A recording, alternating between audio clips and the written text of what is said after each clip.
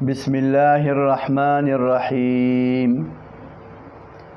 یوسو کارونه او یوسو خبرې داسې دي، یوسو ګناهونه داسې دي چې هغه غلطۍ او ګناهونه په چا کې وي نو د هغې د نحوست د وجې نه به دومره غټ نقصان وشي چې دی د دنیا نه ځي نو په وخت د زنکدن کې به د ده خاتمه هغه خاتمه بسوء وشي، یعنی ایمان سره به نځي د دنیا نه، ډېر په بده طریقه باندې او په خرابه طریقه باندې به د خاتمه کیږي د ژوند.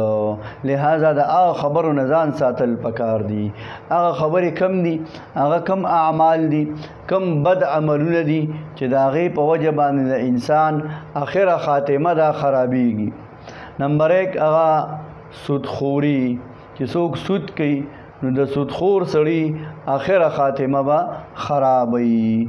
دغه رنګې څوک چې د الله دوستانو سره، علماو او صلحاو سره دشمنی ساتي نو دکه د علماو دشمن، د اولیاو دشمن، د نیکانو او د صلحاو دشمن دی به د مرګ په وخت کې داسې مري چې د ده نه به ایمان ځي.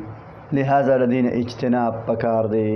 دکه رنګې څوک چې د شعائر الله بې حرمتي کوي، هغې پورې خندا کوي، خانه کعبه، بیت الله، قرآن مجید، پیغمبر صلی الله علیه وسلم، ګیره او پټکې، پنسي اوچتول وغیره څومره چې شعائر الله دي هغې پورې څوک خندا کوي، مسخرې ورپسې کوي، د هغې بې حرمتي کوي نو له دکه انسان د ده خاتمه چې کیږي، دله چې مرګ راځي نو الله به ترې خفی، ناراضه به وي، د ده نه به الله ناراضه او خاتمه به بالایمان نه کیږي، ایمان به ترې سلب کیږي. دغه رنګې کم کس چې د صحابو سره بغض ساتي د ده به هم خاتمه بالایمان نه کیږي.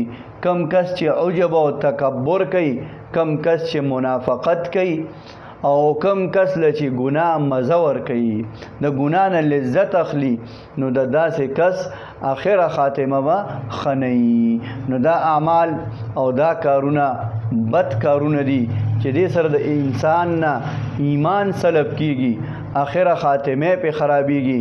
لہذا د دې بدو عملونو نه ځان ساتل پکار دي.